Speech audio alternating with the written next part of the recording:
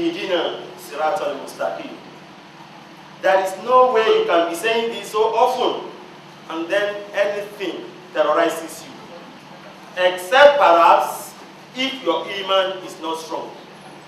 And I like to tell my students that I have no apology about the militancy of Islam. Because there is no way you can be a Muslim and you are performing your salat, you will not be a militant.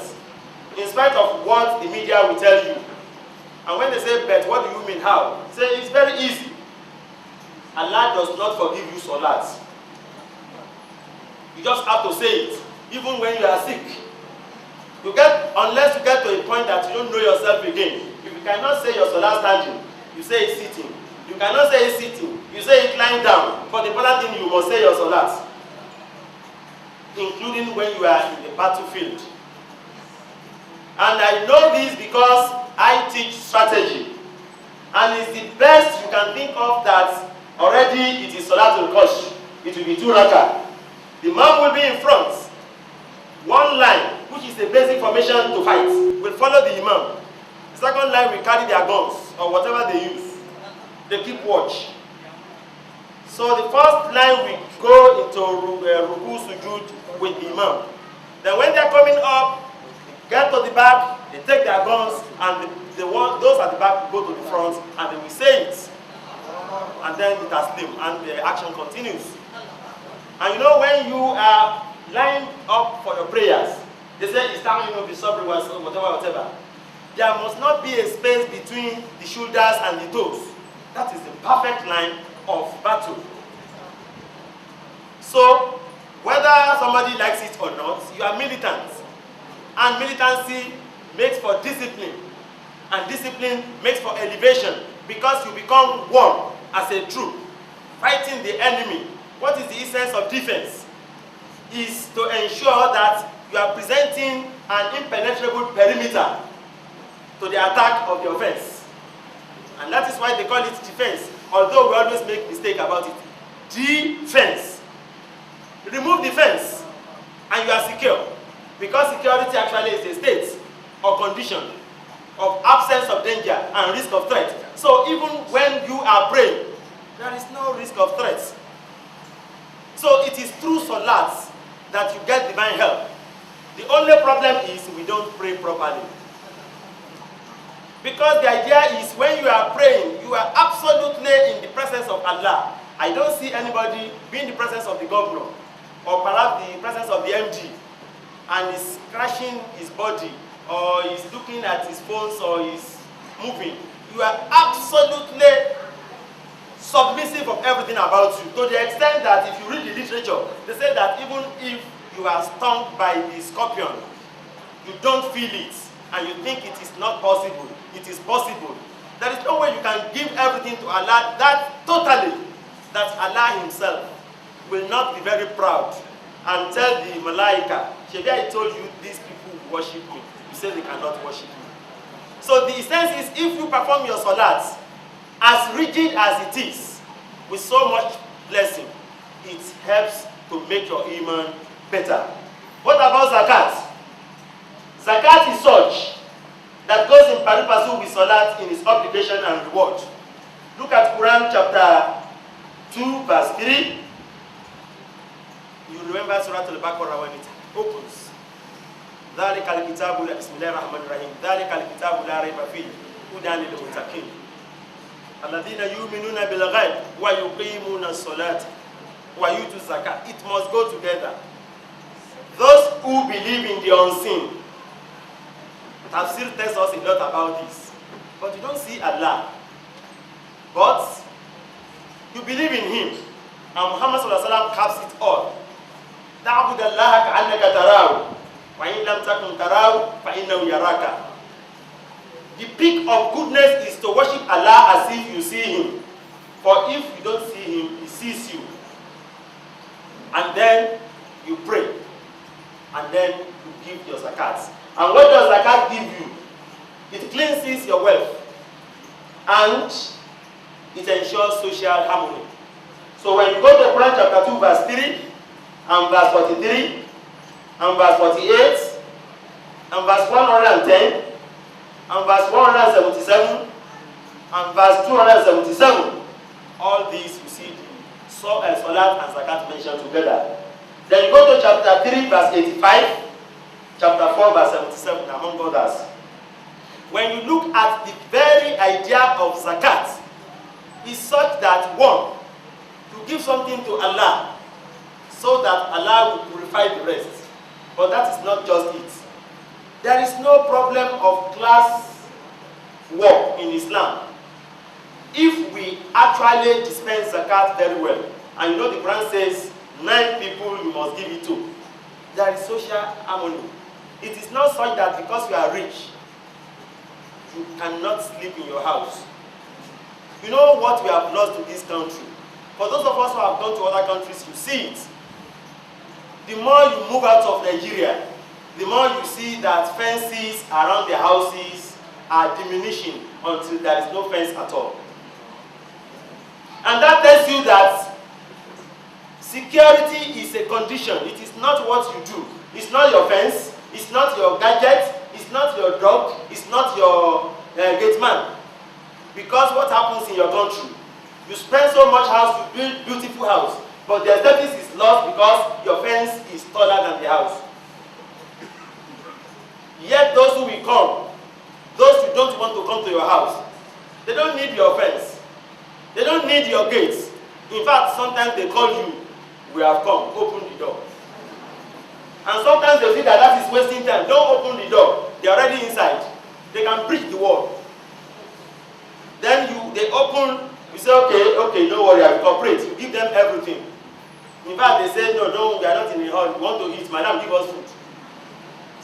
And then, because you already instructed your wife that, look, this soup or stew must last 1 week, you give him only 2 pieces of meat. If you ask for extra, you say no. Now these people will finish everything. And then they will say, where is the jewelry? They get everything from you. But because they are under the influence of drug, they still kill somebody. Or they rape your wife or your sister. What is the point of your gadgets? If you are really secure, you won't have any. That is why we say it's defense. Remove the fence. But the first way of removing that fence, Allah has put it by your payment of zakat. If it's well harnessed and spent very well, there is no situation of some people are extremely poor. In fact, during the reign of Umar bin Abdul Aziz, there was a time that they couldn't get anybody to give the zakat to. Because state policy was such that nobody was necessitous. So you know how much or how long we still have to go as a country. But the point we are making is zakat ensures social harmony. What of yourself? The Quran itself says, Bismillahirrahmanirrahim. Kutiba alaykum as-siyam kama kutiba ala alladhina min qablikum la'allakum Oh, Hashem, if you fast truly and sincerely, you will be Allah conscious. We always say, fear Allah. But I'm always uncomfortable with fear because your psychology is such that somebody you fear is a monster. Allah is not a monster. You know, for those who have read Machiavelli, the prince, he says a prince is better feared than loved. Why? Because those we love, we offend with impunity. And I think that is why the Yoruba will say, if a woman is asked to go and bring the person that she so much takes for granted, she will bring the husband. It does not matter that your father and grandfather and mother and grandmother, all of them prostrated and knelt down the day you went to take her. It does not matter whether it's 50 or 100 tubers of yam. But as far as she's concerned, what's the big deal about you? It is not because she's out to degrade you. The idea is you love her. And I hope she loves you. No, I'm not with bias. But I know that when it comes to idea of love, perhaps women and men don't have the same perspective about love. I don't know that of men, but I know that of the women. But you are a man. Oh, why not? Because I research a lot. And seriously, I like women and I respect them and I empathize with them. Because it's a woman that leaves the family and sometimes leaves the name and comes to your house and she has to behave herself. Because you are not taking her as a daughter, you are taking her as a wife. That in some of our traditions, the youngest child in that house, she must call and see her brother. And if she wants to be modern, there is problem. But above all, this woman needs you to be the public relations officer between her and your family. Most often, you fail. But sometimes they themselves don't allow it. But that is a topic for another day. But the important thing, and perhaps because of this problem, the idea of love to a woman is the extent to which you are in her grip. How much can she control you? And this control is not about making you a mumu, but it means that her wish will be done. And you know what makes you a man. It's not what is in between your thighs, but what is in your head and what is in your pocket. So marriage is not for boys, it is for men. But you know many of us are boys. So the women have double problem. So when you love somebody, it is somebody you can offend with impunity. And I think we offend Allah with impunity. So when you talk about fear of Allah, it is the fear of somebody who loves you. Because somebody who loves you truly, you don't want to offend him. So when you take it as Allah consciousness, you will see that when you fast, you will be conscious of Allah because you will know that you have the food. You cannot eat for Allah's sake. But there are thousands of people that don't have the food to eat. And there are thousands of people that have the food and they have the mouth, but they cannot eat the food. In any case, thank God for medicine and thank God for doctors. When you get to hospital, many times they put you on fasting. You don't know you are fasting. They give you drip. Most of the time the drip is just to sustain a level of hydration. And they pass antibacterial drugs inside. Nothing. For 1 week you are not eating. After 1 week, you will ask for food. So why do we fast? Even physically, medically is good for us. But we remember others who don't have the food. Therefore, salt is a body as well as a soul cleanser. It cleanses you. It helps the Muslim to be really pious. Quran chapter 2 verse 183. And its practice, it ranks among the qualities of the truly pious Muslim. Look at Quran chapter 33 verse 35. Therefore, as the Prophet Muhammad has said, the most honored in the sight of Allah is the most Allah conscious, or if you like, the most Allah fearing. And who is the Allah fearing? The one with strong iman. And what, as Muhammad said about iman, at-taqwa, that your taqwa, your Allah consciousness is here. Because it is, you know that Allah sees you, even though you don't see Allah. No, you realize that everybody is Allah's creature. Because, as the WHO has declared, humanity is diminished anytime we discriminate and we display bias against anybody in terms of sex, in terms of age, in terms of race, in terms of religion. And not until you see the other person as a human being, somebody's father or mother, somebody's uncle or aunt, somebody's brother or sister, somebody's son or daughter, you have not arrived as a Muslim. It's Muhammad said this. لا يؤمن أحدكم لا يؤمن لأخيه ما يؤمن لنفسه. You are not yet a Muslim until you love for your brother what you love for yourself. And you know, you also said that Allah fi auni al-abd ma dama al-abd fi auni akhihi. Allah will always help his servant as long as the servant helps the brother. But don't forget, Muhammad ﷺ has not said that you should love for your brother more than you love for yourself. Actually, you cannot give what you don't have. So Islam is a religion that is complete in its essence and application, so that by the time you fast conscientiously, there is no doubt about it, you come out of it cleaner and better as a Muslim and as a human being. Now, by the time the Muslim tops all of this with Hajj, he or she becomes born again, truly born again. Some people can banter around the idea of being born again. They have not told me the process.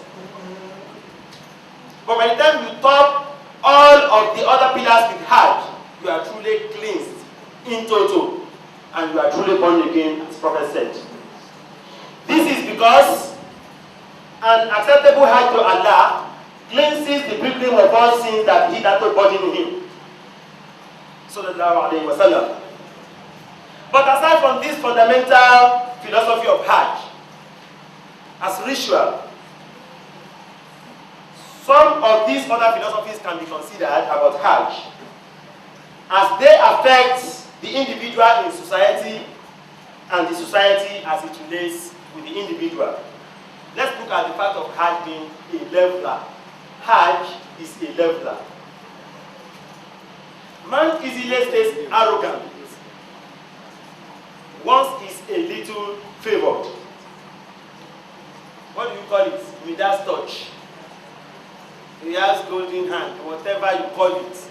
Because everything he touches is successful. He's very brilliant. But you know that IQ, intelligence quotient, is different from emotional intelligence. But Allah can favor somebody with high IQ and great emotional intelligence that makes him understand and feel what the needs of others are and behave towards them accordingly so that they behave towards him in the same manner. Because there is no doubt about it. It is the first you give the world gives back to you. So if you have great intelligence, you know your book, you know your skill, but you have good emotional intelligence that you can relate well with others, that they will come to your help, there is possibility for you to think that yes, you are special, you are great. It has to be. What can they do? You go arrogant. And possibility is there that you forget that it is Allah that has put so much favor inside you. But when you look at it, not only are you arrogant, you deny others their rights. You look down upon others, and you know the Quran frowns at it.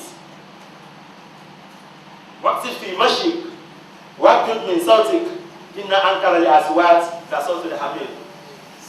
You must walk gently, and you must speak gently with people, because very abhorrent to Allah is the sound that the camel makes. Sometimes listen to yourself and you see that you are sounding like a camel in your relation to others.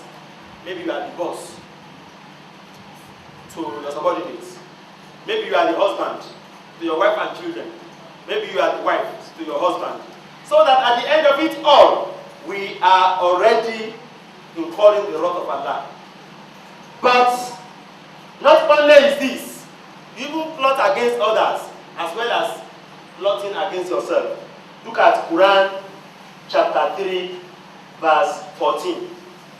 You covet the pleasures of this world and you plot against others. Quran chapter 6 verse 123. You wrong yourselves as human beings. Quran chapter 10 verse 44. But when a man performs Hajj or a woman performs Hajj with the same simple shroud-like garments, shroud-like because when you die, they don't need to go for any ceremony. They just wrap it around you and bury you. There's no big deal about you. You go through the rituals, shoulder to shoulder, as king and ordinary citizens. that are poor, as rich as poor. Man is humbled and realizes that truly we are children of the same mother. There is no way you can perform Hajj with reflection and you not see that you are no big deal. You are lost, you are head of state, but you are lost in the multitude. You are MD of your company, or is it a group managing director? But for God's sake, nobody knows you. And you know that if you die right away, you are going, no ceremony. Then you will remember that all that you think is big deal about you is not. Then Hajj is a social barometer by which we can gauge the cohesiveness of the society. You know, the Hajj is communally involved. Even for those of us who are not going on Hajj now, we feel Hajj. And we feel for our brothers and sisters that are going. We have lost something in this part of the world, or Nigeria. I know in those days when somebody is going on Hajj, there will be Hajj prayer centers or gathering. Is it done but not the way it was done if we remove 20 years from your age, man? The way they were doing it then was not. It was very colorful. I'm telling the young boys and girls. Very, very colorful. And I know that at a point, depending on how perceptive the coordinating imam was, it gets to a point they will say everybody now point at this man or just face this man, and they will be telling him, tell Muhammad Sallallahu that I am coming next time. وَبَلِّغْ رِسَالَاتِي لِنَبِيِّ مُحَمَّدٍ وَبَلِّغْ رِسَالَاتِي لِنَبِيِّ مُحَمَّدٍ لِأَنِّي إِلَيْهِ أَشِقُ لِزِيَارَتِي. And by then, the congregation will say, Allahumma ya Rabbi, salli ala Muhammadin, wa sayyidi sadati nabiyyi Muhammadin. Tell the Prophet Muhammad that I am longing to visit him. And you know the whole congregation together in one voice. And I can assure you, next year, many more are going. Because that man or woman will go to Medina and tell the Prophet Rabaya Tamando wants to come and visit you. And you know it was a time when you bring your little monies and you give to them, praying that Allah, I want to go like he's going, and Allah protect her. Let me be there next year. It's a sociological and psychological thing. I think we have lost it. So it's a social barometer. It is a communal thing. Everybody is involved. And thank God now there is GSM. You can call them even from Mount Arafat. But that time there is no way to communicate with them. And don't forget, in those days, when we were very, very young, we thought that Makkah was heaven. No, because they will say, Okobo Makkah, Alijana, Nilewa. I just thought that Alijana was a street in Makkah. Yes, perhaps, metaphorically, it is. Because if you go to Makkah with clean heart and you do it cleanly, you become born again, you enter Al-Jannah. So when we look at it, even in the greetings, in the well-wish, it is a society doing it, not an individual. And then there is high expectation of the people from the pilgrim when he comes back from Hajj. I know things have gone so bad, but in those days, if you are an allergy, you cannot mess up in the society. Allergy money. If for any reason you misbehave in society, in your office, everybody will say, it's an allergy. But you see, this journey is 40 days in those days. Now it's 14 days or less. But you cannot change your attitude of 40 years unless you want it changed. But the society expects so much from you that, this is an allergy. You can be, rest assured, you are safe in his hand. Not today when the allergy is number 1419. It means that he has not performed Hajj truly. This is an allergy. You can see prudence, you can see chastity. Not the allergy that has bleached the whole of the body. Not the Alaja that wears transparent dresses. Even they tried it in Mecca. Something is wrong with the society. But I can assure you, the society, as permissive as it is, still expects much from the Alaji and Alaja. So Hajj serves as a social barometer, getting the cohesiveness of the society and adjudging people's acceptability of the individual pilgrim as it manifests in their concern for and about him, in sharing the anxieties and pride of his family. What of the psycho-spiritual identity? Linked to the above is the change in the pilgrim and his life. An Alaji and Alaja, when he comes back from Hajj, has a change in his person. One big problem we had in those days, the problem has been solved now because there is so much for one night. But it was truly an expectation. You don't come back from Hajj and be poor.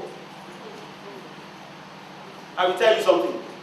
When I first performed the Hajj, 2000, my brother, Brother Hassan, was there, and we used to talk. And so one day we were talking in the room, and we are saying this and this are what we have asked from Allah. And I said what I asked of Allah is Raham, that He just make it easy for me to do His wish and make the hereafter easy. That's all I was asking, really. Then he said, my brother, that is good. But I think you should go back to Kaaba and ask him for car, for house, for this, for that. Because your people back in Nigeria, man don't why you shemuri, toba shemuri, you call it Uramato, Oshi this, Oshi that. And if it's possible to open the hearts of men and women in Kaaba, you will be shocked what they are asking, and you wonder, where are we going to keep all this in Nigeria? And you know that we even display it right there. You know it's duty free. I saw people bought a dish and brought it to Nigeria. I believe it's because of the problem of Nigeria, this economy and technology. But the important thing is, the point my brother was making was that anything you ask Allah, you get it too. In fact, most people go back on Hajj to say thank you, you have done it. Dear Allah. And something as simple as that very first Hajj, I was with one sister. She's Eleha, sister to Professor Tony Laba. And we lost ourselves inside Kaaba. You know, it's points of millions in the Kaaba. And we were, in fact, how do we get ourselves together? And then I think I stood at that Marwa end or whatever. I faced the Kaaba and said, Allah, let me see Alaja first. And the next moment, I just heard her in front of me saying, Allah, let me see Oluwatoki first. I was shocked. So what's going on here? The Kaaba is such that you ask Allah, He does it. It is known, we all know it. So by the time you come back from Hajj, you are a changed person. Look, if you will tell me lie, he sees. But that's the governor's office there. And if you go to Marina, you see his house. If you visit the governor's house, you know how you will feel. And then the governor shakes your hand. The governor shakes my hand. But who is governor compared to Allah? So if you see the fulfillment you have for having visited the governor in his house, shook his hand, and if he will kill you, because he's a PA or whatever I say, aide camp, anytime he comes here, give him free access. He will be dancing inside you. When you have free access to powerhouse, or the same thing you feel if you can enter Aso Rock, that all the guys will be welcome, sir. And you will forget that next moment, that governor or president that had given you free access and you are so happy, and we solve any problem for you. Oh, okay, next moment he might have died. You all knew what you felt when Abacha died in this country. Like, Sheikh Abacha lived. But we are talking of Allah that does not sleep nor slumber, and he lives forever. Now you visit his house, you are a changed person, unless something is primarily wrong with you as a person. And in fact, if something were to be wrong with you, if you are